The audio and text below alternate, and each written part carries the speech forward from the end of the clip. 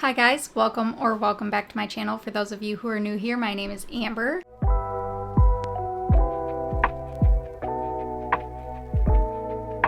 Today we are talking about the 4 books that I read in July. I had a very slow reading month for me. I don't know what else to say. My attention span was non-existent and I just really didn't have too much time to be able to sit down and read, which was sad because that's really all I wanted to do. Because I found one of my new favorite books this month and it took me so long to get through it because I had no time to sit down. So enough rambling, we're just going to get into it. This is the order that I read things in. First off, I finished The Gilded Cage by Lynette Noni. This is the second book in the Prison Healers trilogy and I was a little bit disappointed with this one.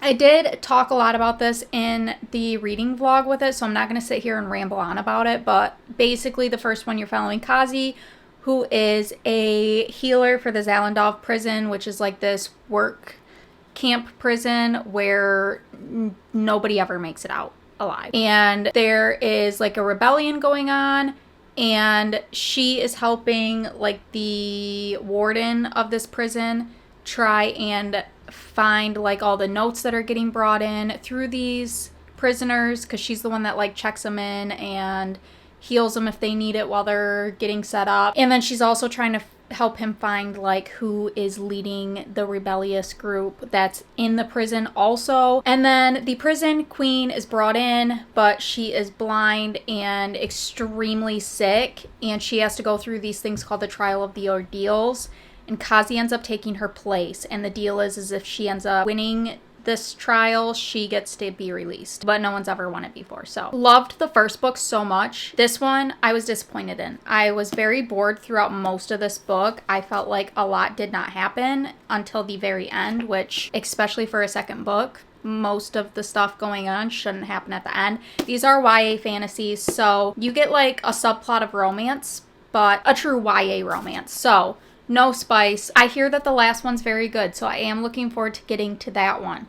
This one, just know if you go into this, first one's really good. This one, kind of boring. I mean, it's a lot of mundane stuff going on. Then I read Reckless by Lauren Roberts. This is the second book in the Powerless trilogy. Yeah, I liked this one. This is probably an unpopular opinion, which I'm starting to see more so of this. I'm on the unpopular opinion side. I liked this one way better than the first one. The first one, I would give like a 3.5 star. This one is like a 4.25 star for me. I liked this one so much more. Again, I've rambled about this series way too often, so overall, yeah, I'm going to recommend this series. Loved the novella, liked this one so much more. The first one just for me.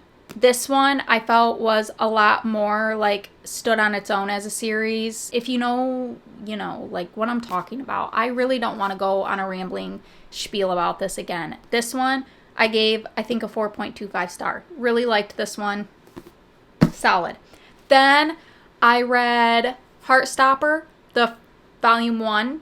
This is a graphic novella, and I have not watched the Netflix show. I do want to read all of them first. I've been putting this off for a long time, but I really enjoyed that one. I just borrowed that from my local library on the Libby app, and it did not disappoint. I really wanted to just immediately go into the second one, but it wasn't available, and I like it, but not enough to really like go out and buy all the volumes. If I was gonna buy them, I'd buy them like physical. I just don't have the urge to do that. It is very fun to read. I don't want to rate this either because I've never read a graphic novel, so I don't really know how to rate them. Just know that I had a very fun time reading it, and I already feel kind of invested in the characters, and I really like where it's going. So if you haven't read them, I recommend them. Then the final book that I finished this month, which took me so much longer than it should have. So much longer than I wanted it to. When the Moon Hatched by Sarah A. Parker. This is a thickums, so I mean, kind of granted that it took me forever, but I'm giving this 5 stars. Initially, I thought I was going to give it like a 4.5, 4.75 star. I was kind of on the fence, but by the end of it, and the more I thought about it, I'm going to give it a 5 star. I really truly just don't know how to describe this, but like if you're intimidated by this, pick it up. I did from Madison Kate's video of her reading this. She talked about a TikTok that, which I'll link the TikTok down below, that like talks about the glossary. It kind of gives you like a rundown because the glossary is 20 pages long, okay? Literally 20 pages long of a glossary. And I was trying to read that and just nothing was clicking. It was just... That little video made this feel so much less intimidating. The world building, like, you think everything's gonna be so extensive, but honestly, it took a little bit of getting used to, but the world building was not as bad as I was expecting it to be. I caught on fairly quickly, which I am someone who kind of forgets things very easily while I'm reading. But basically, you're following Rave, who is a Elding Blade, which is basically just like the top assassin of the rebellion group. How do you pronounce this? Is it the Fjorduath? That's how I'm going to say it. Fjorduath? I don't know. Anyway, as an Elding Blade, she has to just go and do any job that she's told without getting caught. Well, then there is a renowned bounty hunter who is sent out by the crown to catch a member of the Fjorduath, and that's when things kind of go south for her. And then it says, only death will set her free. Crushed beneath a morning weight, Con Vager took the head of a king and donned his melted crown. Now on a tireless quest to assuage the never-ebbing ache in his chest, his hunt for a moonshard lures him into the belly of Gore's notorious prison, where he stumbled upon something that rips apart his perception of reality. A shackled miracle with eyes full of rage and blood on her hands. The echo of the past sings louder than the creators themselves, and even Rave can't ignore the truths blaring at her from a warmer, happier time. However, there's more to this song than meets the eye, and some truths they're too poisonous to swallow. When I tell you that that summary does not even come close to doing this book justice, I was intrigued from that. This book, for so much of it, the reason that I was originally going to give it like 4.5 is because there is so much of this where I'm like, what is even going on here? Like, what are we talking about? Like, she gives you so many like small hints that just don't make sense. And the whole time I was just sitting there like, what's going on? But like when things actually start getting put together, I was mind blown. I was like, wait, hold up. Huh? That's what that was leading into? And it kind of annoyed me at first, like how much of it is just like, here's little breadcrumbs and you'll figure it out when you figure it out when I decide to tell you. I was a little bit annoyed by that in the beginning. I'm like, okay, I like a little bit of mystery sprinkled on in there and kind of like the unknown. I like trying to guess and I like when it's the reveal, but it kind of felt like a lot. But honestly, I feel kind of like that made the book. I actually really enjoyed that aspect, thinking back on it now, of just like this book kept me hooked throughout the whole thing, and all I wanted to do was read it, and it was extremely irritating to me that I didn't have time to sit down and read it, because I would have binged this shit in like 3 days flat if I actually was able to do that. You would have seen me not sleeping, eating, or even remotely taking care of myself, but realistically that couldn't happen. So it ended up taking me like a week and a half to read this, maybe even longer. I might have been I probably hit the 2-week mark, if we're being honest, but it was well worth it. I loved this, and I need the next one to come out immediately. Oh, also, this is Kindle Unlimited. This is the only Kindle Unlimited book I read this month. But if you haven't picked this up yet and you've been extremely intimidated by it, pick it up. Just pick it up. Just do it. Just do it. I'm hoping that you won't regret it. I'm sorry if you do. I have so many like tabs throughout this whole entire book. And honestly, I wanted to tab more, but it was starting to feel excessive. So I need to know everything. It doesn't leave off on like a huge cliffhanger. Words are not my friend. This doesn't leave off on a huge cliffhanger, but like there are plenty of things that this is leading into and that like my questions weren't answered fully that I need in the next book. So please, I'm begging you, give me the next book now. Okay, onwards to August TBR. There is only one book that I personally am picking before I grab my TBR jar, and that is going to be Quicksilver by Callie Hart. That one's also on Kindle Unlimited. I'll put a picture of it here. That's the only one that I'm picking myself. I don't know anything about it, and I'm gonna go into it with not knowing anything about it, so it's adult fantasy. I know that, and I'm pretty sure that there's spice in it. That's about the extent of what I know, and that's how I'm gonna go into it. Because I have heard other people say that it's better if you go into it without knowing anything. I'm not even going to read the synopsis on it if you want to. Here's a picture of the cover with the name and the author so that you can go do that. Now we're going to use TBR jar. Actually, I want to do like a really good mix up of this because I feel like I'm just going to... Okay. First one is... a book with a pretty cover. I always love getting this one. Oh. I'm not going to pick it yet. I'm going to go through and I'm going to pick 4 of these. A sad book. A romance book. One more. An author you've never read.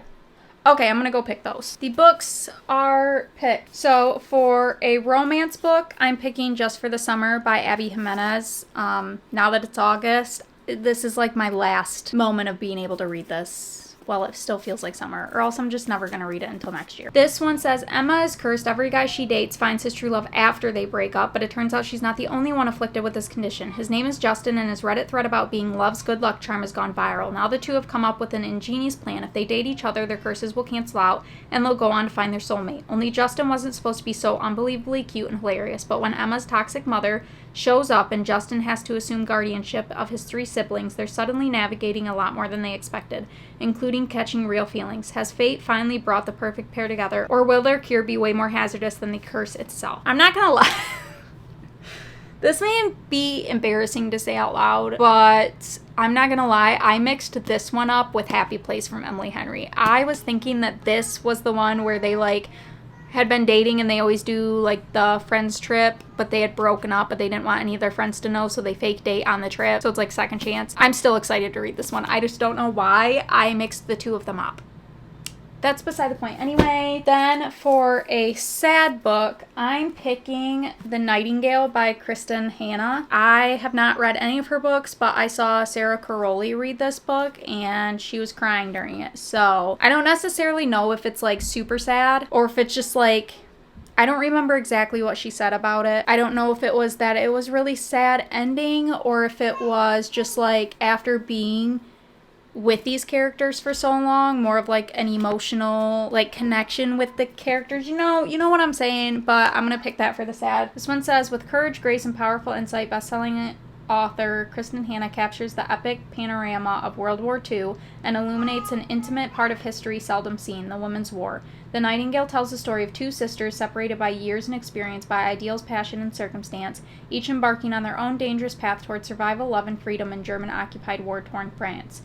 A heartbreakingly beautiful novel that celebrates the resilience of the human spirit and the durability of women. It is a novel for everyone, a novel for a lifetime. Which, this is right up my alley because I went through a period where I was obsessed with World War II.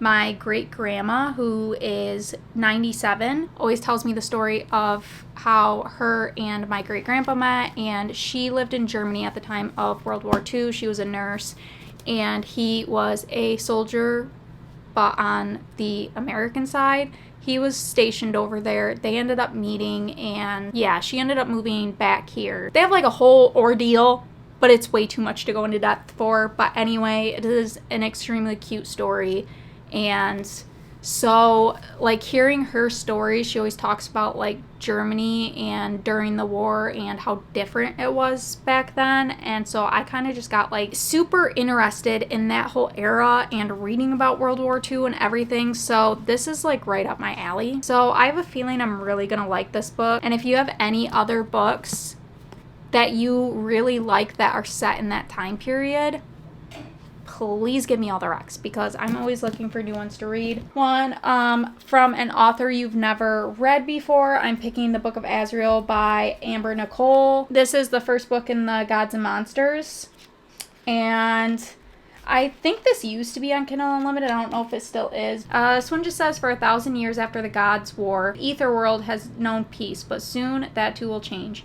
An old enemy driven by revenge slowly built an army behind the scenes. Temples are being ransacked in search of an item long lost, and enemies since the dawn of time must put aside their differences if they have any hope for survival. But I don't remember if it was a TikTok. Yeah, I think it was a TikTok of like, I had made one and it was like the audio where it's like, I know that violence isn't the answer, but yes it is. And I put like books with female main characters that have that energy, and somebody put this book in there. So obviously I have to pick it up and I have to read it now because I'm on like a huge kick of that. Which, this book has that, by the way. So if you want it, that's your style. Another reason to pick this one up. But yeah, so I'm picking that one up. Then the last one is a book with a pretty cover, and I am picking A Fragile Enchantment by Alison Saft on this one. This has been on my TBR for a couple months now, and I still haven't gotten to it.